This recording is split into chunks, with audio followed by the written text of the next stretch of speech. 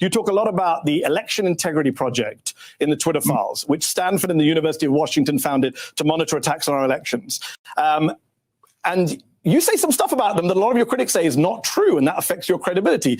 You said the EIP was founded in response to the government dropping its proposal for a disinformation government. Well, there you are. We're quoting you on screen. It wasn't. It was formed 2 years earlier.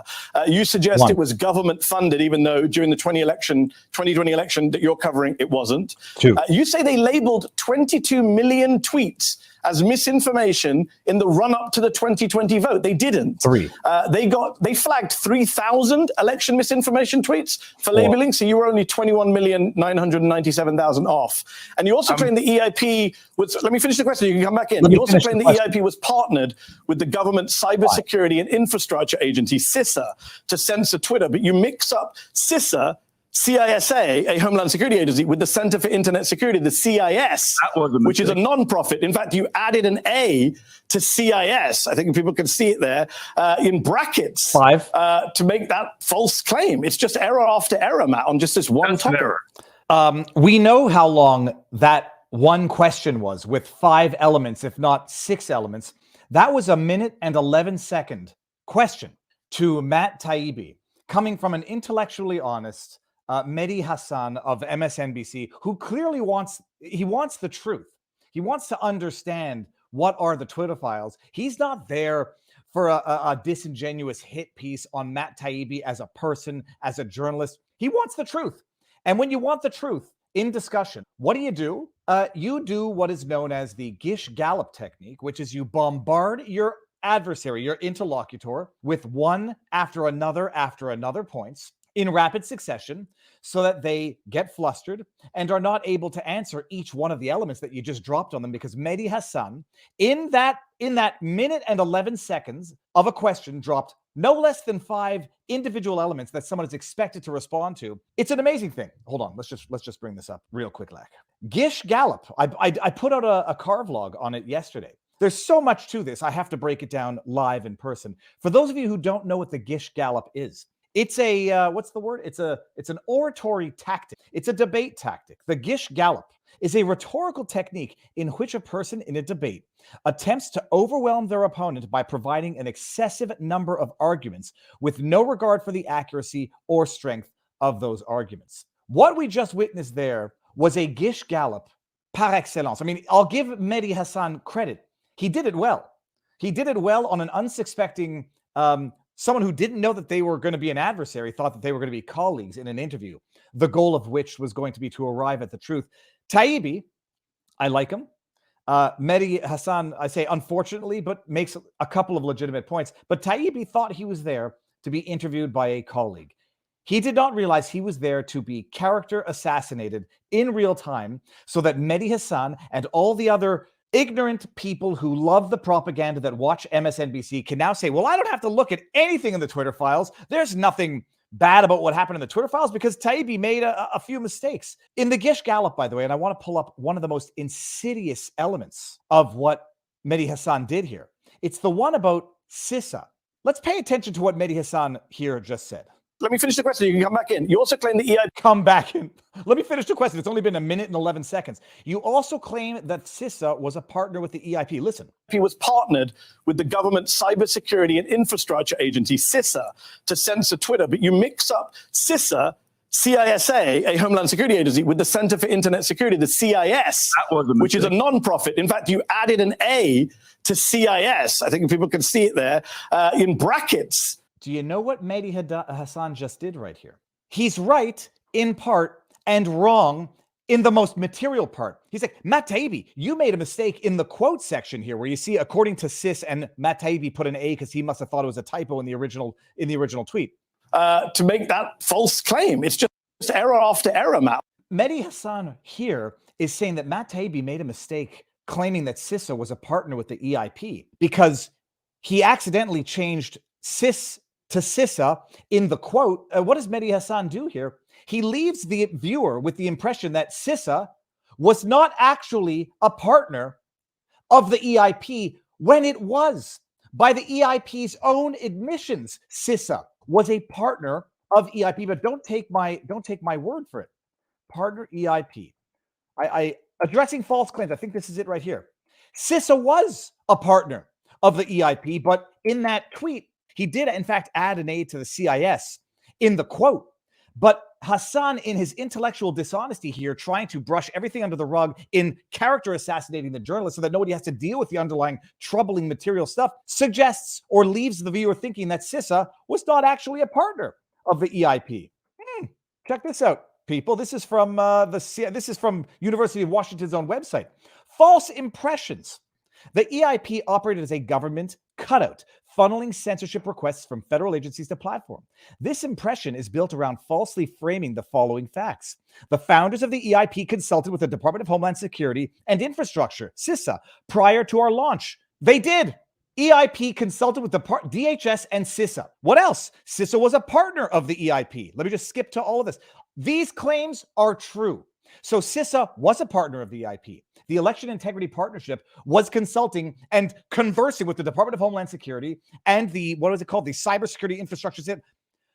And the EIP alerted social media content to platforms to content EIP researchers analyzed and found to be in violation of the platform's stated policies. So nothing like EIP working with the CISA, partnering by their own admissions, and DHS, alerting social media platforms to, hey, you've got some stuff there that we think violates your terms of use. Wink, wink, nudge, nudge, go fix it. These are all true claims. Gish Gallop, people, never forget it. And do you know what the most beautiful thing is? I didn't realize this. Mehdi Hasan wrote an article on the Gish Gallop. The tactic of the Gish Gallop, I think he published it in the Atlantic. He wrote an article detailing the strategy that is the Gish Gallop, except he attributed the tactic to Donald Trump. Hashtag confession through projection. Hashtag it's not rules for radicals. It's actually Joseph Goebbels' Nazi propaganda. Accuse your adversary of doing what you are doing so as to create confusion. It's not just that he used it here. He's used it elsewhere. I went just to look up, some of the tweets of disinformation or inaccuracies that Mehdi Hasan himself may have uttered. And this is a double-edged sword because I'm not saying that Taibbi made those tweets with the deliberate intent to mislead. Matt Taibbi is a journalist who cares about his reputation. And I know he cares more about the truth than being right. And had Matt Taibbi been notified of the mistakes, he wouldn't try to hide them, conceal them, or pretend that he didn't make them because A, that would be even more tarnishing on his reputation than making bona fide mistakes in the first place. And Taibbi is more interested in the truth than being right. Where if Mehdi Hasan were more interested in the truth than being right, he would have said, okay, Matt, you made these mistakes. It's tough to digest. I don't know, however many hundreds of thousands of emails and information you got in a short period of time to put out a Twitter. Maybe go correct those, but now can we talk about the underlying problem? That CISA, DHS partnering with, or I don't want to say anything that might be inaccurate. CISA was a partner of the EIP. Department of Homeland Security was consulting with the EIP, the Election Integrity Partnership, to flag and review material on the internet. Can we deal with that? Maybe that's the story here and not Taibbi's mistakes, Mehdi Hasan. But Gish Gallop, people, shotgun arguments, spaghetti on a wall, or in some cases, just a whopping steaming plate of shizer on the wall. Here's Mehdi Hasan employing the Gish Gallop. When was this? In 2020. I don't know who he's tweeting at Ted Cruz. Do you agree with Trump on Mexican as rapists? First statement, false. Send back Ilhan Omar and AOC. I'm not familiar with this one, so I will not talk about it. African shithole countries. That I can talk about because that is disinformation. That was based on an unsubstantiated, uncorroborated source claiming that Trump referred to I don't know which countries as shithole countries. Will any reporters ask you, how about Trump's description of your wife as ugly and your dad as a murderer? Just keep them coming. Because there was that meme going around that Ted Cruz's dad was the Zodiac killer. Anyhow, oh, righty then. Gish Gallop. Taibbi has learned a lesson. He's public enemy number one now. You are allies until you no longer are allies. Then you are enemies. To an ideological adversary, there is no truth beyond the party truth. And the second you deviate from the party truth, my goodness, have you stepped into a world of pain where you will always now be subjected to these types of ambush interviews. Mehdi Hasan made a few decent points. There were inaccurately framed, inaccurately drafted tweets. One suggested that the Disinformation Governance Board found, that Scary Poppins, Nina Jankowicz was going to head, was dissolved, and in response to that, the EIP was created, Election Integrity Partnership. It's chronologically inverted. The truth of it is even worse. It's not that the EIP was concocted in response to the dissolution of the Disinformation Governance Board. It's that the Disinformation Governance Board was created, swiftly dissolved 2 years after the Election Integrity Partnership. That's actually materially more devastating than the mistake that Taibbi made. I've publicly tweeted, I would debate these issues with Mehdi Hasan. There was another wonderful one. Let me see if I can actually bring this one up, because it's so utterly important if what you want is the truth, where Mehdi Hasan berated Matt Taibbi for not inquiring as to what some of the tweets were that the Biden administration, before they were the administration, just when Biden was running for office, was asking to be flagged. And then he suggested that the reason for which these tweets were flagged was because they bona fide violated Twitter's terms of service as relates to non-consensual nudes. Imagine this. Imagine becoming the party that defends big pharma, that defends big government, that looks to be the censors for the government in the face of the people.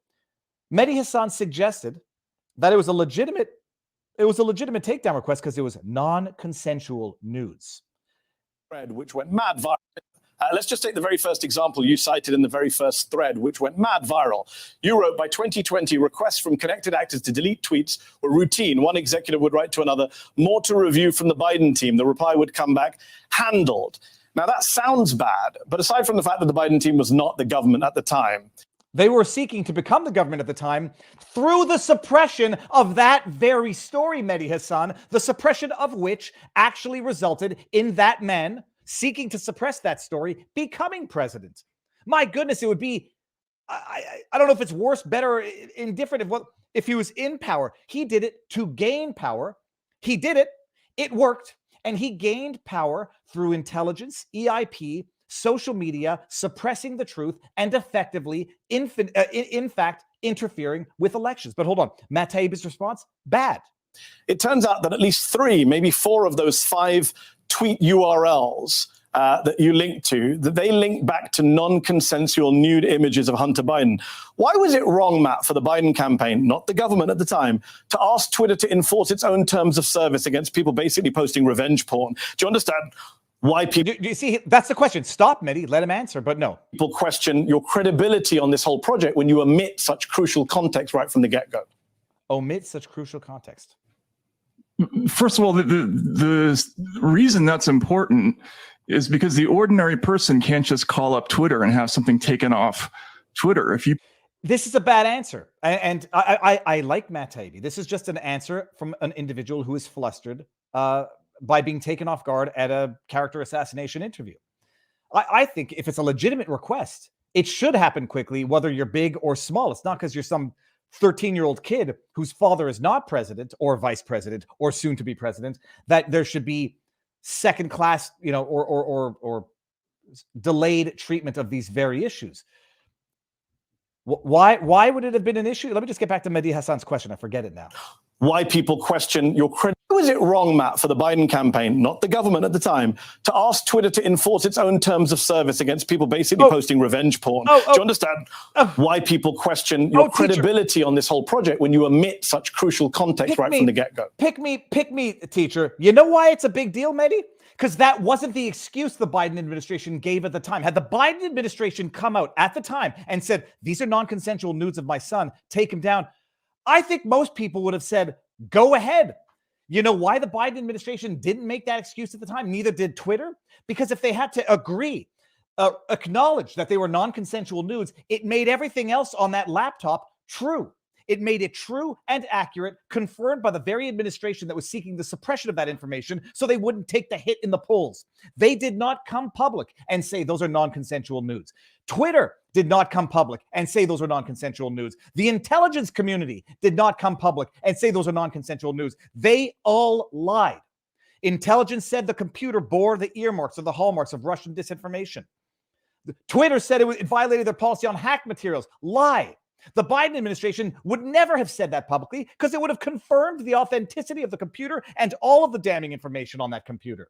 You know what that other damning information was? Nobody gives a crap about nudes and Hunter Biden naked smoking whatever he's doing, they cared about the 10% for the big guy. The other information on that laptop that was swept under the rug because it was passed off as hacked materials, where if the Biden administration had come out and said those are non-consensual nudes of my kid, well, my goodness, they might have had a few more questions to answer. I see. But it is also easier to play Sunday morning quarterback and whatever they call it. I was not under that microscope and that surprising one that Matt Taibbi found himself under.